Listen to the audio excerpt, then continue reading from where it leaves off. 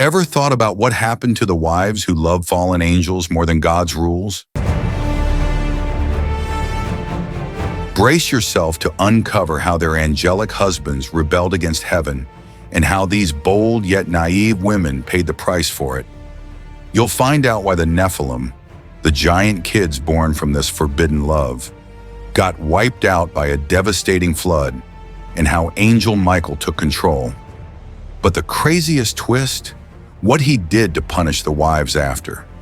Stick around to see how their souls turned into sirens and why they still haunt. Our tales today. You know how one glance can flip the script? Well, this is the ultimate love-at-first-sight disaster in history. Picture this. Up in heaven, angels were rocking their vibe, singing God's praises, keeping the universe on point. They had one job: serve God. Easy peasy, right? But then something wild went down. These mighty angels peeked at Earth and saw something that made them freeze in their tracks. Human women. And not just any women they were. Stunning in a way no angel had ever seen. It was totally out of their league and so human. Here's the juicy part. These angels, meant to be above earthly desires, started catching feelings they couldn't shake. It was like a vibe they couldn't put into words. Every glance down made it stronger. Their heavenly shine started to fade as thoughts they shouldn't be having took over. Down on Earth, life was rolling on like normal. Women were hustling, laughing, loving, clueless that up above. Mighty beings were breaking every rule just to stare at them. But something weird was happening to these women too. They felt like they were in the spotlight, like something epic was about to go down. The vibe was totally different. You know that tension before a massive storm hits? That's it. Everything was buzzing with energy, danger, and hype all at once.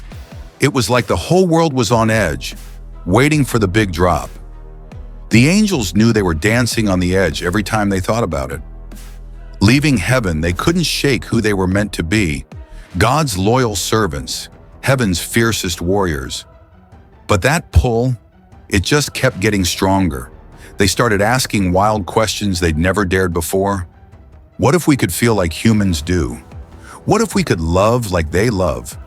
Their hearts, built to worship only God, were now burning with desires they couldn't tame.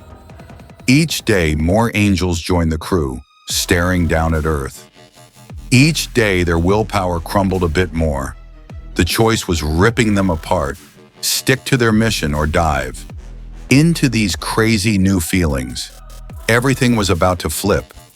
Heaven and earth were never supposed to collide like this. But these angels, who'd stood by God's throne and witnessed stars being born, were ready to throw it all away. For what? A shot at human love. Little did anyone know, this decision would kick off a chain of chaos that had rocked both heaven and earth to their core. These angels were about to learn the hard way that some rules aren't meant to be broken, no matter how sweet the temptation. Music the second these angels stepped onto. Earth, magic sparked, but not the cute kind. Imagine the hottest person you've ever seen, then crank that up by 1,000. That's what these fallen angels looked like when they rolled in. They didn't just walk, they floated. They didn't just talk, their words hit like a melody. Light danced around them, making everything else look dull and basic. When they popped up in villages and towns, everyone froze. How could you not? It was like staring at the sun. Hurts to look, but you can't turn away. The women who laid eyes on them felt something totally new. It wasn't just a crush or a vibe. It was straight-up hypnosis. These weren't random hot guys passing through. They were perfection, or so it seemed. Their skin glowed like moonlight. Their eyes held the whole galaxy. And when they smiled, oh, that's when the real chaos kicked off. But you know the saying, if it looks too good to be true, it probably is. That's exactly what was going down here.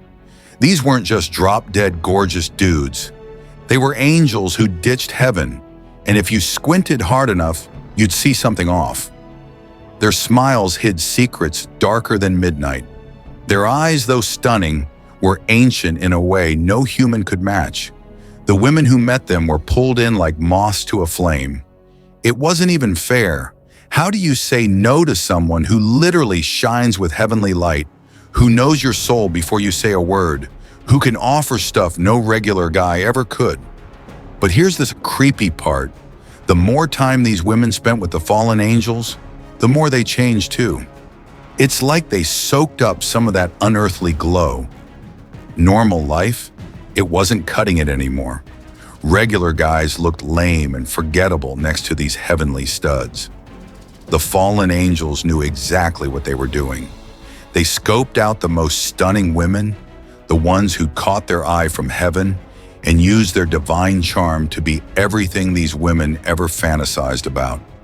It was like a fairy tale. Romance, but with a straight-up horror twist. Every time one of these angels took a human wife, it sent shockwaves through heaven and earth. These weren't just cute weddings. They were forbidden unions that were never meant to be. And the kids that came from these marriages? Oh, that's where our story takes an even darker, music turn. Now let me break down the children of these cursed marriages. The Nephilim. Picture a baby being born, but instead of staying small and adorable, they just keep growing and growing and growing. These weren't your typical kids. They were giants with strength to flip mountains and appetites that could wipe out entire villages. When a Nephilim walked, the ground quaked. When they spoke, their voices roared like thunder. They inherited their angel dad's raw power and their human mom's emotions, but zero wisdom to control either. Imagine a toddler throwing a fit, but now make that toddler as big as a building. Terrifying, right? Cities lived in dread of these giants. Regular folks, they didn't stand a chance. The Nephilim took. The Nephilim didn't hold back.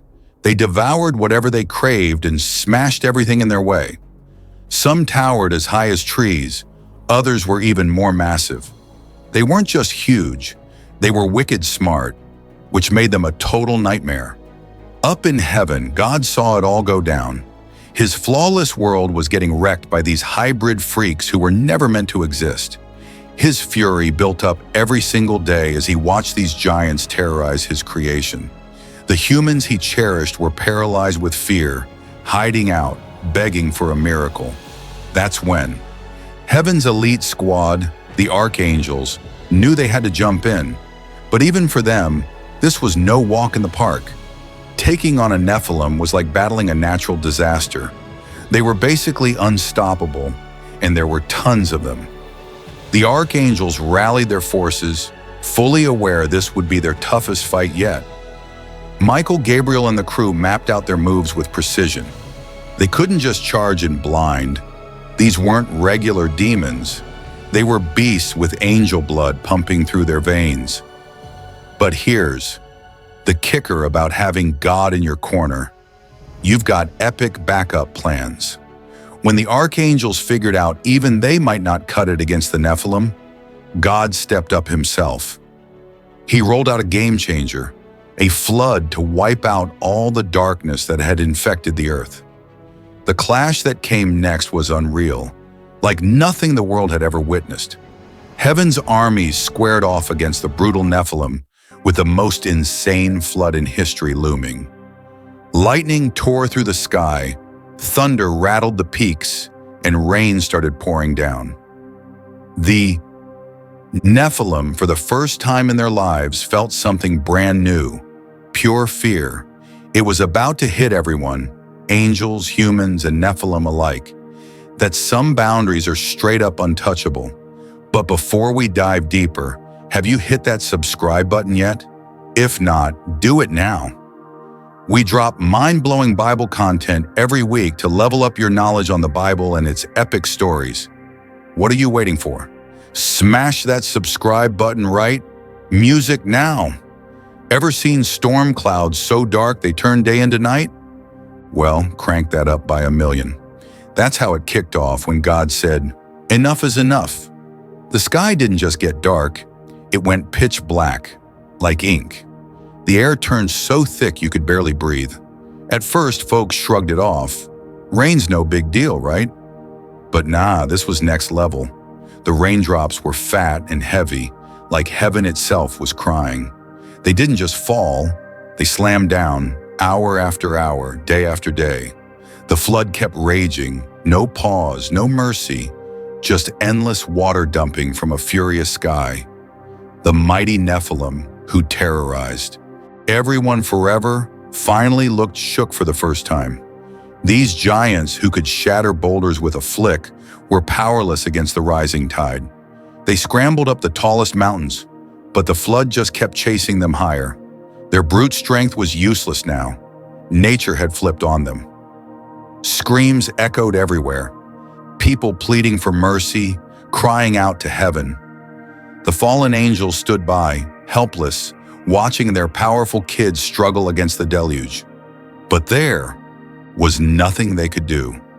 This was God's wrath, and no force in heaven or on earth could stop it.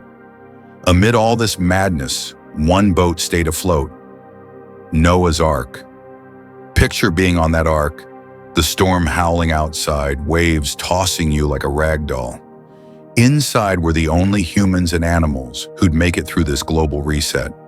They could hear the gut-wrenching cries of those drowning outside, but they couldn't do a thing. This was God's blueprint, and they had to roll with it. The water surged higher and higher, first swallowing the dot. Fields, then forests, then hills. Even the tallest peaks vanished under the relentless waves. The Nephilim, those unstoppable mighty giants, were now just debris for the flood to sweep away. Their insane strength couldn't save them from drowning. The fallen angels, bound in chains, could only watch as everything they'd built, everyone they'd loved, sank beneath the water. Their perfect kids, their human wives, the cities they'd shaped, all erased. The world they'd tainted was being scrubbed clean. For 40 days and 40 nights, water poured from the heavens. When it finally stopped, the world was one endless ocean. No mountains, no valleys, no cities, just water stretching forever. The only sign of life? Noah's Ark drifting solo on the infinite sea. As the waters receded, they unveiled a totally new world. Everything the Nephilim had created was wiped out, like Earth hit a massive reset button. But for some, especially the wives of the fallen angels, an even harsher punishment was about to kick off. When the flood waters finally dried up, you'd think the nightmare was over. But for some, it was just getting started. Remember those women who fell for the fallen angels? They survived the flood, but maybe that wasn't a win after all.